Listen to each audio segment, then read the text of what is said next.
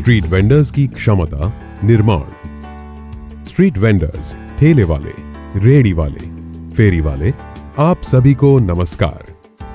आशा करते हैं कि इस महामारी में आप सभी सुरक्षित और स्वस्थ होंगे। हमारे घरों तक जरूरत के सामानों को पहुंचाने में आपने हमेशा एक महत्वपूर्ण भूमिका निभाई है। विभिन्न प्रकार के उत्पाद जैसे सब्जियों, फलों, ready to eat street food, चाय, पकोड़े, ब्रेड, अंडे, टेक्सटाइल परिधान, जूते, कारीगर उत्पाद, हस्तशिल्प, किताबें, स्टेशनरी इत्यादि इसमें शामिल हैं। इसके साथ साथ आप विभिन्न प्रकार की सेवाएं भी प्रदान करते हैं, जैसे नाई की दुकानें, कॉबलर्स, पान की दुकानें, धोबी की सेवाएं आदि। कोविड-19 के कारण लगाए गए लॉकडाउन के दौरान आपके आजीविका पर बुरा प्रभाव पड़ा है और हमें यह भी लगता है कि आपने शायद इस अवधि के दौरान अपनी पूरी कमाई खर्च कर ली होगी। इस बात को ध्यान में रखते हुए भारत सरकार स्ट्रीट वेंडर्स के लिए वर्किंग कैपिटल के लिए ऋण की सुविधा लेके आई है, ताकि आप फिर से अपना काम शुरू कर सकें। आवासन और शहरी कार्य मंत्रालय ने 1 जून 2020 को PM Svanidhi, PM street vendors Atmanirbhar Nidhi, street vendors के लिए एक विशेष माइक्रो क्रेडिट की सुविधा शुरू की है। यह केंद्र सरकार की योजना है जिसकी अवधि 31 मार्च 2022 तक है। इस योजना के 3 प्रमुख उद्देश्य हैं। पहला उद्देश्य 1 वर्ष की अवधि के लिए 10,000 रुपए तक की राशि का ऋण प्रदान करना है। दूसरा, वेंडर्स को नियमित अदायगी के लिए प्रोत्साहित करना है। तीसरा, कैशबैक के माध्यम से डिजिटल लेन देन को पुरस्कृत कर प्रोत्साहित करना है।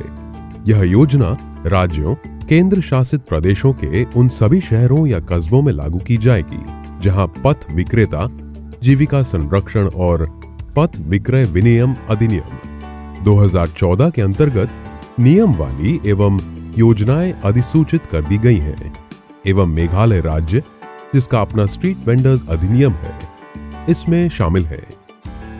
पीएम स्वनिधि के अंतर्गत ऋण लेने पर किसी सिक्योरिटी या जमानत की आवश्यकता नहीं है।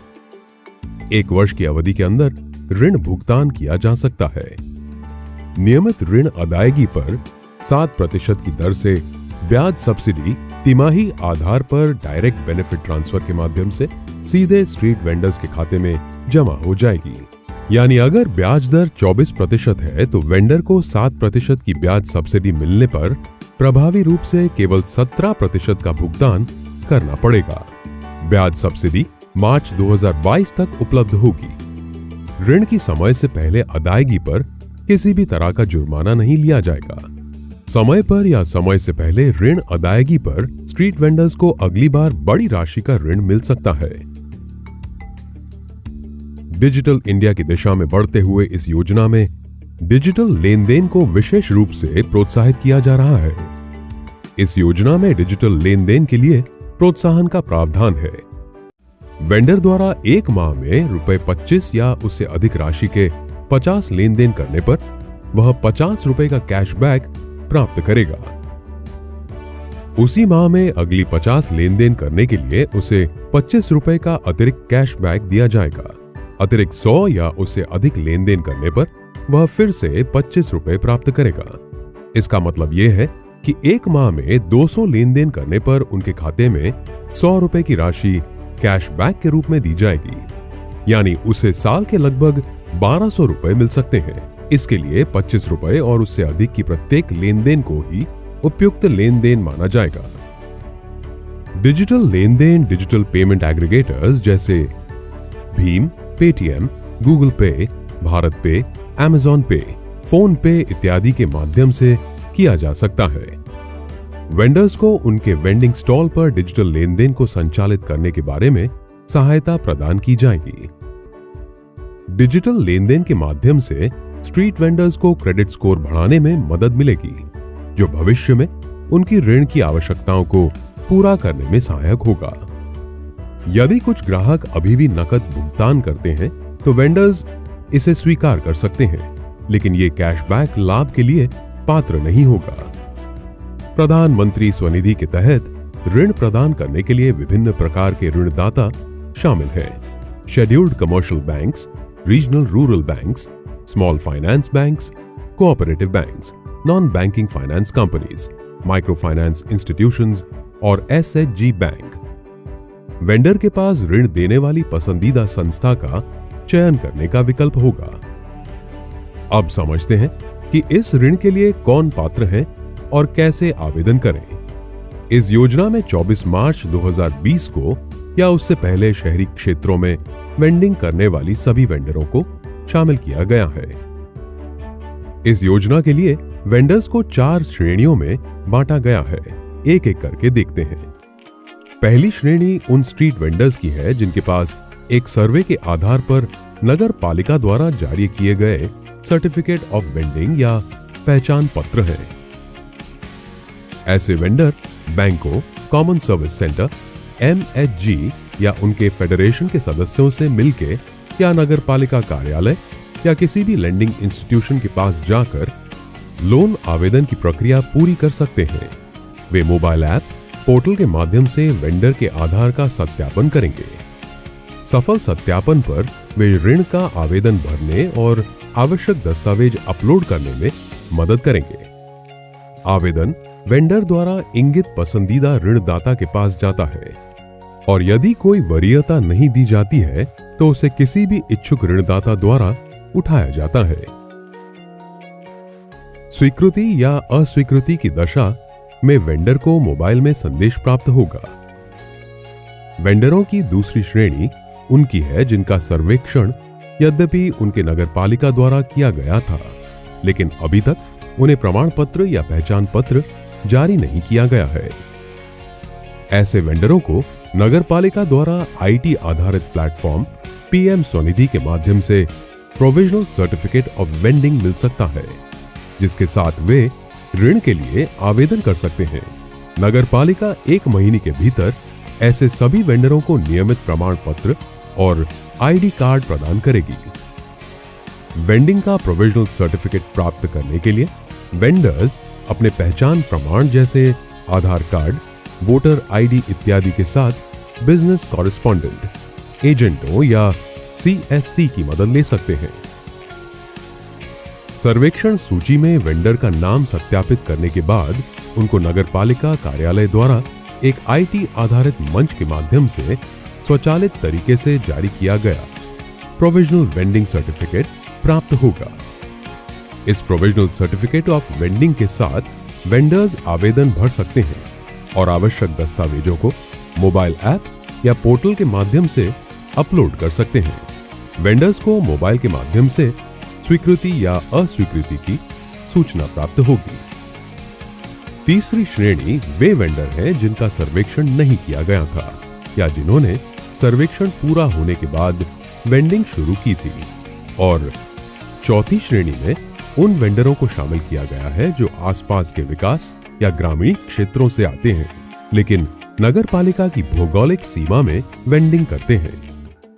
विक्रेताओं की तीसरी और चौथी श्रेणी के मामले में नगरपालिका या टाउन वेंडिंग कमेटी से लेटर ऑफ रिकमेंडेशन प्राप्त किया जा सकता है, जिसके साथ ऋण आवेदन जमा किया जा सकता है। लेटर ऑफ रिकमेंडेशन निम्नलिखित दस्तावेजों के आधार पर जारी किया जा सकता है। लॉकडाउन के दौरान एककालिक सहायता प्रदान करने के लिए कतिपय राज्यों या केंद्र प्रशासित प्रदेशों द्वारा तैयार की गई वेंडर्स की सूची। 2. एक ऋणदाता द्वारा सिफारिश के साथ संसाधित किया गया ऋण आवेदन जो ये प्रमाणित करता हो कि व्यक्ति वेंडिंग व्यवसाय में है। 3. यदि उसके पास किसी वेंडर एसोसिएशन जैसे नासवी या नेशनल हॉकर्स फेडरेशन या सेवा आदि की सदस्यता का प्रमाण हो। 4. वेंडिंग के दावे के समर्थन में कोई चालान, पर्ची, अन्य दस्तावेज इत्यादि। यदि इन दस्तावेजों में से कोई भी उपलब्ध नहीं है तो वेंडर सादे कागज पर एक अनुरोध कर सकता है जिस पर नगरपालिका या टीवीसी, एसएचजी या समुदाय आधारित संगठनों आदि को शामिल करते हुए स्थानीय जांच करेगी और उसकी रिपोर्ट के आधार पर लेटर ऑफ रिकमेंडेशन प्रदान करेगी। वेंडर ऐप या पोर्टल के माध्यम से आवश्यक दस्तावेजों के साथ ऋण आवेदन जमा कर सकता है, जिसके लिए वेंडर्स बैंक अधिकारियों या कॉमन सर्विस सेंटर की सहायता ले सकते हैं। कोविड-19 लॉकडाउन के कारण अपने मूल स्थानों पर चले गए वेंडर स्थिति सामान्य होने के बाद वापस आने पर इस ऋण को प्राप्त कर सकते हैं और अपना व्यवसाय फिर से शुरू कर सकते हैं। वे वेंडर्स की 4 श्रेणियों के लिए उल्लिखित मापदंडों के अनुसार ऋण के पात्र होंगे। किसी भी प्रकार की जानकारी, ऋण प्राप्त करने संबंधी सहायता और मार्गदर्शन के लिए वेंडर टाउन वेंडिंग कमेटी, नगर निगम कार्यालय में बैंकिंग कॉरेस्पॉन्डेंट्स के विवरण के लिए संपर्क कर सकते हैं या SHG या उनके महासंघ के सदस्यों से मिल सकते हैं या अधिक जानकारी प्राप्त करने के लिए टोल फ्री नंबर पर फोन कर सकते हैं। ऋण आवेदन प्रक्रिया जुलाई 2020 में आरंभ होगी और मार्च 2022 तक ऋण प्राप्त किया जा सकता है। ब्याज सब्सिडी और कैश बैक सुविधा मार्च 2022 तक उपलब्ध रहेगी। सभी बैंकों को अपने ग्राहकों से संबंधित अपनी आवश्यकताओं के अनुसार कुछ दस्तावेजों की आवश्यकता होगी। इनमें उनका आधार कार्ड या मतदाता पहचान पत्र या ड्राइविंग लाइसेंस या मनरेगा कार्ड या पैन कार्ड शामिल होंगे। शीघ्र ऋण मंजूरी हेतु किस प्रकार की सहायता हो सकती है? बेहतर ऋण अदायगी रिकॉर्ड को ध्यान में रखते हुए ऋणदाता संस्थाएं जॉइंट लायबिलिटी ग्रुप JLG को प्राथमिकता देते हैं। इसलिए नगरपालिका CIG यानी कॉमन इंटरेस्ट ग्रुप के गठन को प्रोत्साहित करते हैं, जिन्हें JLG में परिवर्तित किया जा सकता है। ऐसे समूहों का सदस्य बनने से सहायता हो सकती है, तथापि यह व्यक्तिगत वेंडर्स को ऋण लेने से रोकता नहीं है। नगर पालिकाएं ऋणदाता संस्थाओं के साथ समूहों की सूची साझा करेंगी और ऋणदाता संस्थाएं नगर पालिकाओं के साथ पात्र वेंडरों के गठित JLG साझा करेंगे।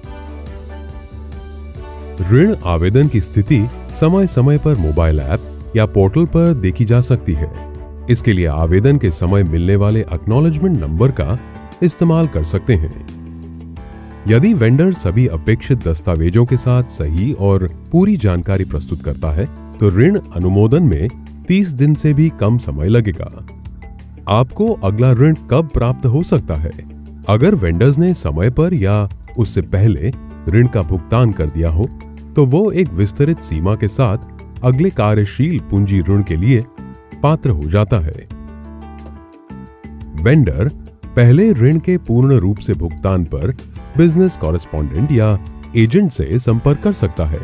दूसरा ऋण उपलब्ध कराने का निर्णय तेजी से होगा, क्योंकि वेंडर का ऋण भुगतान पैटर्न पहले से ही उपलब्ध है। वेंडर्स को डिजिटल भुगतान को ना समझ पाने से चिंतित नहीं होना चाहिए। बैंकों या पेमेंट एग्रीगेटर्स के बिजनेस कॉरेस्पॉन्डेंट या एजेंट वेंडर्स को डिजिटल ट्रांजैक्शन में भाग लेने में सहायता करेंगे। इस प्रयोजन हेतु उपयोग के लिए वेंडर्स को एक डेबिट कार्ड और एक QR कोड भी प्रदान किया जाएगा। PM स्वनिधि लाभार्थियों को महत्वपूर्ण लाभ प्रदान करता है। समय से भुगतान और डिजिटल लेन देन के फायदे को आसानी से इस तरह से समझा जा सकता है। 24% ब्याज दर पर स्वीकृत 10,000 रुपए के ऋण के लिए ब्याज सब्सिडी और डिजिटल लेन देन पर कुल लाभ लगभग 1,600 रुपए प्रति वर्ष है, जो ऋण पर भुगतान किए गए कुल ब्याज से भी अधिक है। अतः हम ये कह सकते हैं कि 24% की दर पर स्वीकृत लोन पर भी अगर वेंडर समय से नियमित भुगतान करता है, तो उसके लिए लोन इंटरेस्ट फ्री हो जाएगा। अधिक जानकारी के लिए कृपया वेबसाइट www.pmswanidhi.mohua.gov.in को देखें या नगर पालिका कार्यालय जाएं।